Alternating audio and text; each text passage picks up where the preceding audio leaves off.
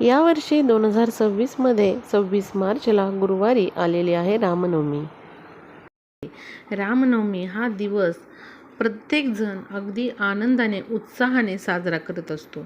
बघा, प्रभू श्री रामचंद्र म्हणजे साक्षात श्रीहरी विष्णूंचं ते रूप आहे. त्यामुळे या दिवशी जर आपण काही उपाय केले तर नक्कीच आपल्याला वर्षभर त्याची फलप्राप्तीही मिळते. आपल्या मुलांची प्रगती व्हावी, आपल्या पतीची प्रगती व्हावी, दिवसेंदिवस आपल्या घरादाराची प्रगती व्हावी यासाठी प्रत्येक महिला प्रयत्न करत असते. त्यामुळे बघा, हा जो दिवस आहे तर या दिवशी आपल्याला जे मी तुम्हाला 3 उपाय सांगणार आहे किंवा 3 कामं जी आहेत ते आपल्याला आवर्जून करायची आहेत. बघा, कुठे ना कुठेतरी याचा नक्कीच आपल्या पुढील आयुष्यावरती परिणाम होत असतो किंवा कुठेतरी शुभफळ आपल्याला त्याचं मिळत असतं.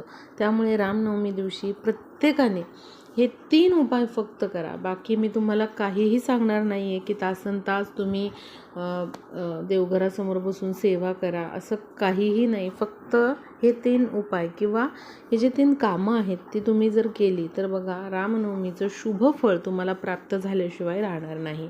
तर ते कुठले 3 उपाय आहेत किंवा कुठली 3 कामं आहेत ती मी तुम्हाला सांगते. पण पूर्ण मनोभावे, पूर्ण श्रद्धेने हे तुम्ही करायचं आहे. आत्ताच मी तुम्हाला सांगितलं, प्रभू श्री रामचंद्र हे भगवान विष्णूंचे अवतार आहेत आणि माता सीता या साक्षात लक्ष्मीचं रूप आहेत. त्यामुळे बघा, या दिवशी लक्ष्मी प्राप्तीसाठी केलेले उपाय नेहमीच शुभफलदायी ठरतात. आपल्या घरामध्ये सुख समृद्धी यावी, त्याचबरोबर धनधान्याची बरकत यावी, वर्षभर आपल्याला कशाचीच कमतरता पडू नये, आपल्या मुलांनी प्रगती करावी, पतीची प्रगती व्हावी यासाठी हा दिवस तुम्ही वाया घालवायचा नाही आहे. या दिवशी आपल्याला अवश्य हे 3 उपाय करायचे आहेत. तर एक एक करून मी तुम्हाला ते उपाय सांगते. तर पहिलं जे काम किंवा पहिला जो उपाय आहे ते मी तुम्हाला सांगणार आहे. रामनवमी दिवशी म्हणजे रविवारी सकाळी लवकर उठायचे. आपल्याला पहिल्यांदा स्नान करून घ्यायचं आहे. स्नान करताना अंघोळीच्या पाण्यामध्ये न विसरता हळद टाकायची आहे, हे लक्षात घ्या. आपल्याला न विसरता हळद टाकायची आहे. गोमूत्र असेल तर गोमूत्र टाका, बाकी काहीही नाही टाकलं तरी चालेल, पण हळद मात्र टाकायला विसरू नका. आणि तशाच पाण्याने घरातील सगळ्यांनी अंघोळ करायची आहे. तुमच्याकडे जर पंचगव्य असेल तर पंचगव्य जे असतं ते उठण्यासारखं असतं, ते तुम्ही थोडंसं अंगाला लावा आणि त्याने स्नान करा. मात्र हळद ही चिमूटभर टाका आणि प्रत्येकाने अंघोळीच्या पाण्यामध्ये ही हळद टाकून त्याने स्नान करायचे. आता बघा, प्रत्येकाला आपली आर्थिक भरभराट व्हावी असं वाटत असतं किंवा समजा तुमची आत्तापर्यंत प्रगती जी आहे ती थांबलेली आहे, अजिबात तुमचे पैशाची आवक जी आहे ती वाढत नाही आहे. तर बघा, तुम्ही काय करा, रामनवमीपासून अगदी चिमूटभर हळद पाण्यामध्ये, अंघोळीच्या पाण्यामध्ये मिक्स करून थोडीशी हळद आणि थोडंसं दही या 2 गोष्टी फक्त अंघोळीच्या पाण्यामध्ये टाकून अंघोळ करायला सुरुवात करा. काही महिने तुम्ही हा उपाय करून बघा. बघा, तुमचे जे काही पैशाच्या अडचणी आहेत त्या सगळ्या दूर होतात. हळद जी आहे गुरुग्रहाचं प्रतिनिधित्व करत असते आणि रामनवमीपासून सुरू केलेला उपाय कधीही अयशस्वी होत नाही. नक्कीच त्यामध्ये तुम्हाला यश हे मिळतंच किंवा तो उपाय नक्कीच शुभफलदायी ठरतो. त्यामुळे हे काम करायला सुरुवात करा. बघा, काही दिवसांमध्ये तुमचा जर व्यवसाय असेल तो व्यवस्थित चालत नाही आहे तर त्यातून पण तुम्हाला चांगलं इन्कम होऊ शकेल किंवा नोकरीच्या बाबतीतल्या समस्या आहेत त्या दूर होऊ शकतात. तर हे पहिलं काम. नंतर बघा, स्नान झाल्यानंतर रामनवमी दिवशी आपल्याला सूर्याला अर्घ्य द्यायचे. अर्घ्य देताना तांब्याच्या भांड्यामध्ये पाणी घ्या, स्वच्छ पाणी घ्या, त्यामध्ये चिमूटभर हळद टाका आणि अशा पाण्याने तुम्हाला ओम सूर्य देवाय नमः या मंत्राचा जप करत सूर्याला अर्घ्य द्यायचे, पूर्वेकडे तोंड करून. त्या महत्त्वाच्या गोष्टी आहेत. आता पुढची गोष्ट म्हणजे त्या दिवशी नित्य देवपूजा जी आहे ती करून घ्यायची आहे. आणि रामाची मूर्ती असेल तर रामाच्या मूर्तीला अभिषेक करायचा आहे. रामाची मूर्ती नसेल तर श्रीकृष्णाची जी मूर्ती असते आपल्या घरात, बाळकृष्ण, कारण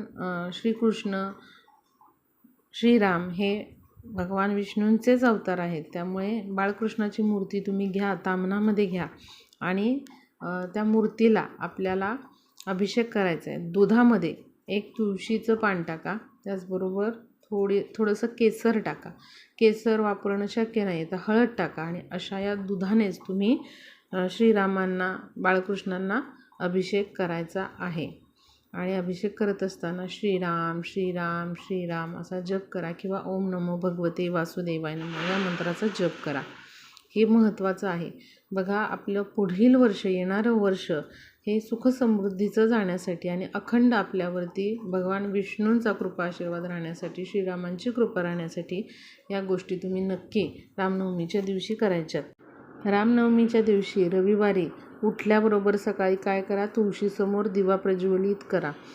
तुमची जी देवपूजा आहे, देवघरातला दिवा प्रज्वलित करण्याच्या आधी जरी तुम्ही तुळशीसमोर दिवा ठेवला तरी चालेल आणि नंतर तुम्ही देवपूजा करू शकता. कारण बघा, तुळस जी आहे विष्णूंना प्रिय आहे आणि श्रीराम म्हणजेच विष्णूंचंच रूप आहे. त्यामुळे रामनवमी दिवशी अवश्य सकाळी पण आणि संध्याकाळी पण तुळशीसमोर दिवा प्रज्वलित केलाच पाहिजे.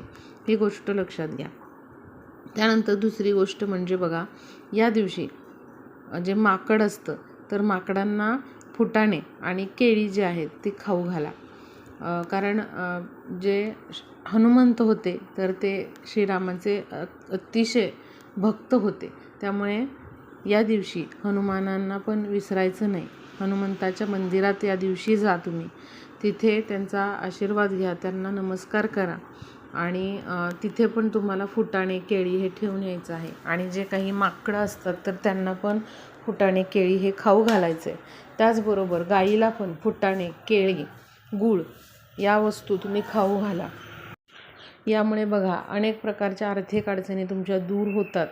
लक्ष्मी प्राप्तीचे मार्ग जे आहेत ते खुले होतात. या दिवशी या गोष्टी न विसरता करा. थोडासा त्रास झाला तर होऊ द्यात, पण या गोष्टी करा. वर्षातून एकदाच करण्याच्या या गोष्टी आहेत, पण तुम्हाला एवढे छान शुभफळ याचे प्राप्त होते की तुम्ही कधी विचारही केला नव्हता. आता पुढची जी गोष्ट आहे तर ती म्हणजे या दिवशी पिवळे वस्त्र शक्यतो परिधान करा. प्रभू श्रीरामांना पिवळा रंग हा अतिशय प्रिय होता. त्यामुळे पिवळे वस्त्रच या दिवशी परिधान करा. चुकूनही काळे वस्त्र किंवा जे डार्क कलर असतात ते तुम्ही घालू नका. तर पिवळी छटा असलेले कपडे तुम्ही परिधान करा किंवा केशरी जरी केले तरीही चालू शकतात. यामुळे पण बघा, आपला जो गुरुग्रह आहे तो मजबूत होतो. आता हळद का वापरायची, तर हळद पण कलरने पिवळी असते. जी हळद आहे गुरुग्रहाचं प्रतिनिधित्व करते.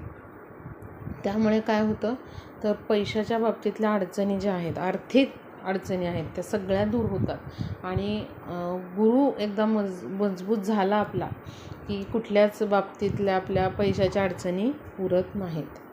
आता जो पुढचा उपाय आहे तो म्हणजे रामनवमी दिवशी सप्तधान्य जे आहेत त्यांचं दान तुम्ही अवश्य करा. म्हणजे 7 प्रकारची धान्य घ्या तुम्ही. गहू, ज्वारी, बाजरी असेल, मका असेल किंवा बाकीचे पण जे असतात धान्य ती घ्या. कोणत्याही प्रकारचे 7 धान्य घ्या आणि ते तुम्ही दान करा. एखाद्या मंदिरामध्ये तुम्ही ते ठेवून आलात तरी चालेल, असे वेगवेगळे ठेवले तरीही चालेल, पण सप्तधान्य हे दान करा. किंवा एखाद्या गरजूला तुम्ही ती सप्तधान्य जे आहेत ते दान करा. किंवा यथाशक्ती जे धान्य तुम्हाला दान करू वाटतंय, गहू असेल, बाजरी असेल, ज्वारी असेल, तांदूळ असतील, तर ते तुम्ही एखाद्या गरजूला दान करा किंवा एखाद्या मंदिरामध्ये तुम्ही ते ठेवा. या उपायामुळे काय होतं, अनेक प्रकारचे जे दोष असतात आपल्याला लागलेले, वास्तुदोष असतील, पितृदोष असतील, ते देखील दूर होतात. जेव्हा आपण स्वच्छ मनाने एखाद्याला दान करतो, धान्य किंवा अन्न दान करतो, तेव्हा अनेक प्रकारचे दोष आपले दूर होतात आणि आपल्या कामातली विघ्न जे आहेत आपोआप नष्ट होतात. या दिवशी अन्नदान करा. यथाशक्ती तुम्हाला जमेल त्या गोष्टीचं अन्नदान करा. फळं करा, केळी करा किंवा जे काही जमतं आहे तुम्हाला ते करा. किंवा मंदिरामध्ये तुम्ही ठेवून या चालेल, पण अन्नदान करा. अन्नदानाला खूप महत्त्व आहे. या दिवशी अवश्य तुम्ही ते दान करा. या दिवशी प्रभू श्री रामचंद्रांना तुळस अर्पण करा. आपल्या देवघरामध्ये रामांची मूर्ती, फोटो असेल किंवा मग बाळकृष्णाचा जो फोटो, मूर्ती असेल, तुळस अर्पण करा. तुळशीचं पान जे आहे ते घ्या आणि एक तरी पान अर्पण करा.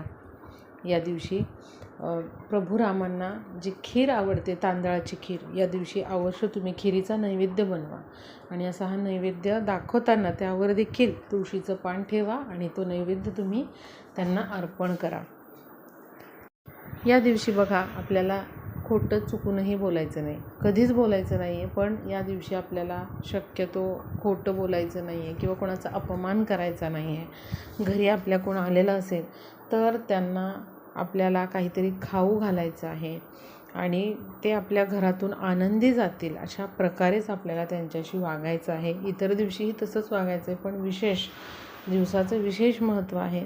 त्यांना काहीतरी खाऊ घाला आणि नंतर तुम्ही त्यांना पाठवायचं आहे. खोटं आपल्याला बोलायचं नाही आहे या दिवशी. कोणाशी भांडण तंटे चुकूनही करायचे नाही आहेत. विशेष करून नवरा बायकोने एकमेकांमध्ये सामंजस्य ठेवायचं आहे. अजिबात आपल्याला वादविवाद घरामध्ये होऊ द्यायचे नाहीत, हे लक्षात घ्या. आणि महिलांचा आदर करायचा आहे. पतीने देखील आपल्या पत्नीशी छान व्यवस्थित बोलायचं आहे, आदरानेच बोलायचं आहे. कारण बघा, तुमची पत्नी जी असते ती घराची लक्ष्मी असते. जेव्हा आपल्या घरची लक्ष्मी आनंदी असते तेव्हाच आपल्या घरामध्ये लक्ष्मी नांदते. जर तुमच्या घरातलीच लक्ष्मी नाराज असेल तर तुमची कुठल्याच क्षेत्रामध्ये प्रगती होऊ शकत नाही, हे लक्षात घ्या. जर तुम्ही तुमच्या पत्नीला नाराज करत असाल तर तुमची प्रगती ही कधीच होणार नाही, हे तुम्ही लक्षात घ्या. त्यामुळे बघा, तुमच्या पत्नीशी तुम्ही चांगलं वागायला सुरुवात करा. तुमची प्रगती ही निश्चित आहे. तर बघा, या गोष्टींचं तुम्ही पालन करा. रामनवमी दिवशी या गोष्टी आपल्याला करायच्यात. हे जे उपाय किंवा हे जे 3-4 कामं मी सांगितलेले आहे ते आवर्जून करा. बघा, वर्षभर तुम्हाला याची शुभ फलप्राप्ती मिळणारच आहे. आपल्या घरादाराची प्रगती यावर अवलंबून आहे. व्हिडिओला जास्तीत जास्त शेअर करा म्हणजे सर्वांना हे उपाय करता येतील.